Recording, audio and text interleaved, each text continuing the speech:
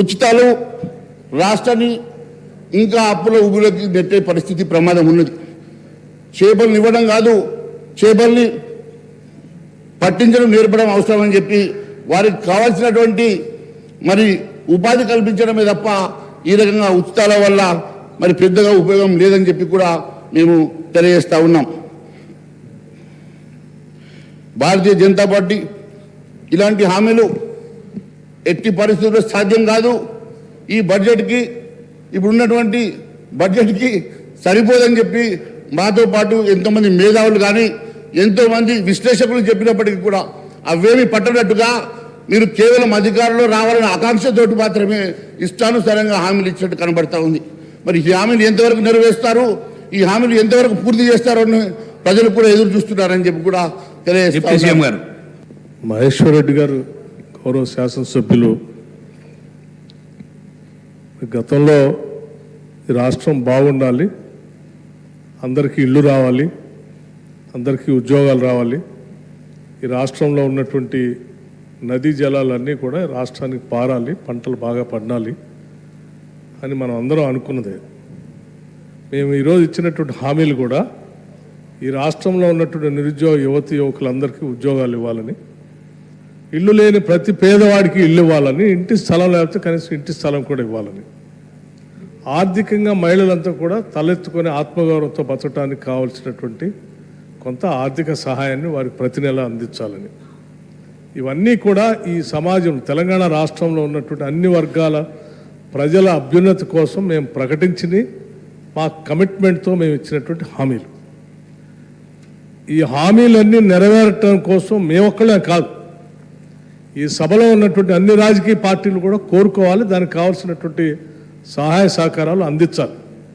కేంద్రంలో ఉన్నటువంటి భారతీయ జనతా పార్టీ కూడా తెలంగాణ రాష్ట్ర అభివృద్ధి కోసం, తెలంగాణ రాష్ట్ర యువతీ యువకుల కోసం, తెలంగాణలో ఉన్నటువంటి ఇల్లు లేనటువంటి పేదవాళ్ళ కోసం కావాల్సినటువంటి ఆర్థిక సహాయాన్ని కేంద్ర ప్రభుత్వం నుంచి అందించి ఈ రాష్ట్ర ప్రభుత్వ ప్రజల ఆకాంక్షలు నెరవేర్చడం కోసం మీ ప్రయత్నం కూడా మీరు సహకరించాలని, కొనసాగించాలని కోరుతూ ఆ దిశలో మీరు ఏమేమి చేయగలరో సభకి వాటికి చెప్పవలసిందిగా విజ్ఞప్తి చేస్తాం. Thank you. మహేశ్వరి గారు కానీ అదే మాదిరిగా ఇప్పుడే పెద్దలు ఉప ముఖ్యమంత్రి బట్టి విక్రమార్క గారు మాట్లాడుతూ వారిచ్చిన 412లో కేవలం 2-3 అంశాలు మాత్రమే ప్రస్తావిస్తూ ఉన్నారు, అసలైనటువంటి అంశాలు ఎందుకు ప్రస్తావించడం లేదు. మరి బడ్జెట్కి భారమైనటువంటి అంశాలు మరి మొన్ననే మరి మీరు ఇచ్చినటువంటి హామీలలో రైతు బంధు 15,000 రూపాయలు ఇస్తామని చెప్పి కేవలం 5,000 రూపాయలు ఇచ్చి మాత్రం చేతులు దులుపుకున్నారు. మరి అది ఇస్తారా? ఎన్నికలకు ముందు అది టీఆర్ఎస్ ప్రభుత్వం జమ చేస్తూ ఉంటే మీరు అవి తీసుకోండి, ఎన్నికల తర్వాత మిగిలితే మేము ఇస్తామని చెప్పి ముఖ్యమంత్రి గారు చెప్పినట్టు నేను చూశాను. మరి ఇప్పుడు 5,000 ఇచ్చారు, మిగిలిన 5,000 ఎప్పటికల్లా ఇస్తారో మరి అది ఇవ్వాల్సిందిగా కోరుతా ఉన్నాను. నేను ఒకటే అడుగుతా ఉన్నాను, మీరు ఇచ్చినటువంటి హామీలు నెరవేర్చడానికి ఏ రకంగా నిధులు సమకూర్చుకుంటారు, ఏ రకంగా నిధుల్ని మరి జమ చేసేసి ఈ రాష్ట్రాన్ని నడిపిస్తారు, ఏ రకంగా మీరు ఇచ్చినటువంటి 412 హామీలు నెరవేరుస్తారో శ్వేతపత్రం ఇవ్వాల్సిందిగా గౌరవ ముఖ్యమంత్రి గారిని కోరుతా ఉన్నాను మీ ద్వారా. కేంద్రాన్ని మీరు నిందించే ముందు కేంద్రం మీకు ఇచ్చినటువంటి సహకారాన్ని పదే మెడికల్ కళాశాలలు మీవని చెప్పుకుంటా ఉన్నారు. మెడికల్ కళాశాలలు పర్మిషన్ ఇచ్చింది కేంద్ర ప్రభుత్వము, మెడికల్ కళాశాలకి నిధులు కేటాయించింది కేంద్ర ప్రభుత్వము, నిధులు కేటాయించింది లోన్గా తీసుకున్నారు. మళ్ళీ అంతేకాకుండా ఇప్పటివరకు మాట్లాడిన కేటీఆర్ గారు మళ్ళీ కేంద్రంలో ఏదైనా అంశం వస్తే మీకు వాళ్ళ సంగతి తెలియదు, రెస్క్యూకి వస్తా అంటున్నారు. అంటే వారి రెస్క్యూ మరి వారికి అవసరమా లేదా వారు తెలుసుకోవాలా?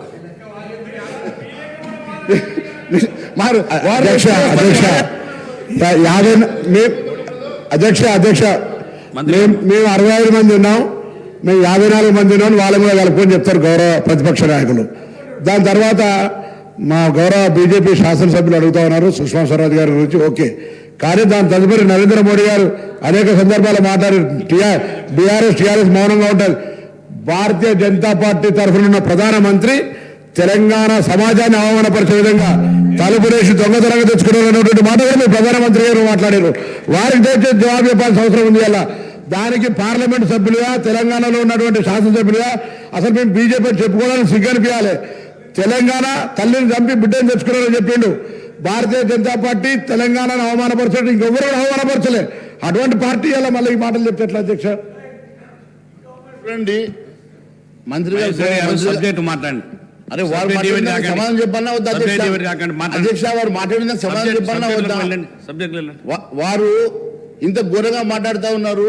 ఆ రోజు నిజంగా కూడా భారతీయ జనతా పార్టీ లేకుంటే ఈరోజు తెలంగాణ రాష్ట్రం సాధ్యమయ్యేదా? తెలంగాణ రాష్ట్రం సాధ్యమైన తర్వాత ఆ రోజు ఇచ్చిన సందర్భాన్ని గుర్తు చేసి ఉండొచ్చు. ఇచ్చిన సందర్భం తలుపులు పెట్టి మీరు ఇచ్చినారా, ఎట్లా ఇచ్చినారంటే ఆ రోజు అన్ని పార్టీల వాళ్ళు మీకు సపోర్ట్ చేయడం వల్ల తెలంగాణ రాష్ట్రం వచ్చిన సంగతి మాత్రమే గుర్తు చేస్తా ఉన్నాను. మరి వీరేమో వారు రెస్క్యూకి వస్తా అంటే మరి వారి ఇద్దరి మధ్యలో ఇబ్బంది ఏమున్నదో తెలియదు. దాని మీద స్పందించడానికి మీరు ముందుకు రావడం లేదు. కానీ ఈ అంశంలో మీరు ఎందుకు వస్తా ఉన్నారు? మీరు మా సభ్యులంటలేము. మీరు గౌరవ ప్రతిపక్షమని చెప్తాను అధ్యక్ష. 54 అని వారు చెప్తా ఉన్నారు. బీజేపీ, ఎంఐఎం, టీఆర్ఎస్ అని మేము ఆరోపించినట్టుగా వాళ్ళు కలుపుకోరు. 54 అని వారు చెప్తారు. అమ్మ అయిపోలేదు సార్. మహేష్ రెడ్డి గారు మీరు సబ్జెక్ట్ ఎగిరితే సబ్జెక్ట్ మాట్లాడండి. వారు కేటీఆర్ గారు చెప్పింది కేవలం మేము 39 మంది ఉన్నామని మాత్రమే చెప్పారు. అపోజిషన్ లో 54 మంది ఉన్నారని చెప్పారు. కూర్చోండి. వారు అపోజిషన్ సంఖ్య చెప్పారు కానీ మీరు కలిపితే కలిసిపోతారా? మీరు కలిస్తే కలిసిపోతారా? మీరు కలుపుకుంటారు. మహేష్ రెడ్డి గారు మీరు సబ్జెక్ట్ ఇవ్వాలండి. నేను మీ ద్వారా ఈ రాష్ట్ర ప్రభుత్వాన్ని అడుగుతా ఉన్నాను. కాంగ్రెస్ ప్రభుత్వం విడుదల చేసే శ్వేతపత్రంలో కేంద్రం గత 10 సంవత్సరాల నుంచి ఇచ్చినటువంటి అభివృద్ధి కోసం కానీ సంక్షేమం కోసం కానీ నిధులు ఎన్ని మంజూరు చేసిందో, ఎన్ని నిధులు ఇచ్చిందో వివరాలు దాంట్లో పొందుపరిస్తే బాగుంటుందని చెప్పి మేము వారికి ఆశిస్తున్నాం. పాలమూరు రంగారెడ్డి ప్రాజెక్టు జాతీయ హోదా ఉంటే అమలు చేస్తామని చెప్పి నిన్న గవర్నర్ గారు ప్రసంగంలో చెప్పారు. అధ్యక్ష, కాంగ్రెస్ పార్టీ వరంగల్ డిక్లరేషన్లో ప్రతి ఎకరాకు సాగునీరు అందేలా నిర్దిష్ట సమయంలో అది సంపూర్ణ ప్రాజెక్టును పూర్తి చేస్తామని హామీ ఇచ్చింది. Congress manifesto Abhayahastam page number 8. ఆ తర్వాత 4వ చాప్టర్లో 3వ అంశమైన సాగునీటి పారుదల రంగం Congress manifesto Abhayahastam page number 20లో పాలమూరు రంగారెడ్డి ప్రాజెక్టులు జాతీయ హోదాకై కృషి చేస్తామన్నారు. మరి అదే విషయం గవర్నర్ ప్రసంగంలోనూ చెప్పించారు. అంటే జాతీయ హోదా రాకపోతే ఈ ప్రాజెక్టును ముందుకు తీసుకెళ్లే ఉద్దేశం మీకు ఉందా లేదా అనే స్పష్టత లేదు. మీరు లేకుంటే మేము మీరు దాన్ని ముందుకు తీసుకెళ్లే ఉద్దేశం లేదు కాబట్టి దీన్ని ఒక లింక్ పెట్టినారు. మీరు దీన్ని లింక్ పెట్టడం అనేది ఇది మంత్రి గారు సార్ మేము మేనిఫెస్టోలో పెట్టింది చాలా సార్. మేము మేనిఫెస్టోలో పెట్టిన అంశానికి నేను గౌరవ సభ్యులను కోరుతా ఉన్నాను. మహేశ్వర్ రెడ్డి గారు బీజేపీ పార్టీ జాతీయ స్థాయిలో వారు ప్రధానమంత్రి ఉన్నారు. ఈరోజు మేము వారిని కోరుతా ఉన్నాము. ఈరోజు తెలంగాణ రాష్ట్ర ప్రజలకు సంబంధించిన అంశం విషయంలో వారు ముందు నిలబడి జాతీయ హోదాను ఇప్పించే ప్రయత్నం చేయాలని కోరుతా ఉన్నాను. ఎట్లా ఇస్తారని మీ పార్టీ ప్రభుత్వంలో ఉంది, మేమందరం వస్తాం, మేము వారిని కూడా కోరుతాం, మా ప్రధాన ప్రతిపక్షాన్ని కూడా కోరుతాము. మీరు జాతీయ హోదాను ఇప్పియండి. మేమందరం కూడా తెలంగాణ రాష్ట్ర ప్రజలకు సంబంధించిన ఈ అంశాన్ని నేను మా మహేశ్వర్ రెడ్డి గారు వారి బీజేపీ పార్టీ వారిని కూడా కోరుతా ఉన్నాం. అధ్యక్ష మహేశ్వర్ రెడ్డి గారు కానీ అధ్యక్ష ఎన్నిసార్లు ఇంటరప్షన్ కరెక్ట్ కాదు అధ్యక్ష. అయ్యా ఒక్క నిమిషం సీఎం రేవంత్ రెడ్డి గారి సొంత జిల్లా అయినటువంటి పాలమూరు సీఎం సొంత జిల్లా ఇది ఎట్టిస్తారు సార్? ఇది ఎట్టిస్తారు? What is this? నేను 1 minute. శ్రీహరి గారు మన లెజిస్లేటివ్ అఫైర్స్ మినిస్టర్ గారు శ్రీధర్ బాబు గారు పాలమూరు రంగారెడ్డికి జాతీయ హోదా తీసుకురావడానికి బీజేపీ వాళ్ళ సహకారం అడిగారు సార్. దాన్ని మేము కూడా స్వాగతిస్తున్నాం. వీలైతే నేను ప్రభుత్వానికి అభ్యర్థిస్తున్నా మనందరం ఒక శాసనసభ ద్వారా ఒక ఏకగ్రీవ తీర్మానం చేస్తూ జాతీయ హోదా పాలమూరు రంగారెడ్డి ప్రాజెక్టుకు జాతీయ హోదా కల్పించాలని ఒక ఏకగ్రీవ తీర్మానం ఈ సభ ద్వారా చేసి కేంద్ర ప్రభుత్వానికి పంపిస్తాం. శ్రీధర్ బాబు గారు దీని విషయంలో ముందుకు రావాల్సిందే నేను కోరుతున్నాను. మహేశ్వర్ రెడ్డి గారు చూడండి, అదే ఇప్పుడు రెస్క్యూకి వస్తామని చెప్పి రెస్క్యూకి వచ్చేసారు సార్.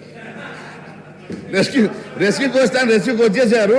దీన్ని బట్టి చాలా స్పష్టంగా ఏర్పడుతూ ఉంది వీళ్ళ రిలేషన్షిప్ ఏందో. నేను ఒకటే అడుగుతా ఉన్నాను సార్, గౌరవ ముఖ్యమంత్రి గారి సొంత జిల్లా పాలమూరు. అలాంటి సొంత జిల్లాలో కేవలం జాతీయ హోదా ఏ రకంగా వస్తుందో ఎంపీగా ఉన్నటువంటి రేవంత్ రెడ్డి గారికి, ఇరిగేషన్ మంత్రిగా ఉన్నటువంటి మా ఉత్తమ్ కుమార్ రెడ్డి గారికి బాగా తెలుసు. జాతీయ హోదాకి ఏమేమి కావాలా, ప్రొసీజర్ ఏంటి, దాని నామ్స్ ఏంటి, అవన్నీ కూడా సార్ మీకు సమయం ఇచ్చినప్పుడు మీరు మాట్లాడాలి సార్. చాలాసేపు మాట్లాడారు మీరు గంటన్నర మాట్లాడారు. మాకు 10 నిమిషాలు కూడా సమయం గారు మీరు గవర్నర్ ప్రసంగంలో మాట్లాడేది అనవసరంగా. ఇది గవర్నర్ ప్రసంగం అండి, ఇది గవర్నర్ ప్రసంగంలో మాట్లాడుతా ఉన్నాను అధ్యక్ష.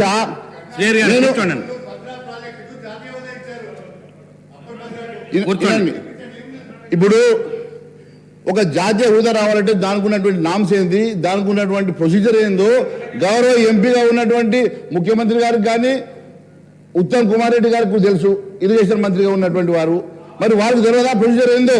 దాన్ని మీరు కేవలం మా మీద పెట్టి ఎట్లా తప్పించుకోవాలని ప్రయత్నం చేసినట్టుగా ఉంది తప్ప నిజంగా మీరు ఒక ప్రణాళిక ఏర్పాటు చేసుకొని ఎట్లా కంప్లీట్ చేస్తారని ఒక ముందు మాత్రం చెప్పడం లేదు. ఇది చాలా శోచనీయం. అది సొంతగా మరి ముఖ్యమంత్రిగా జిల్లా సంగతిని తెలియజేస్తా ఉన్నాను.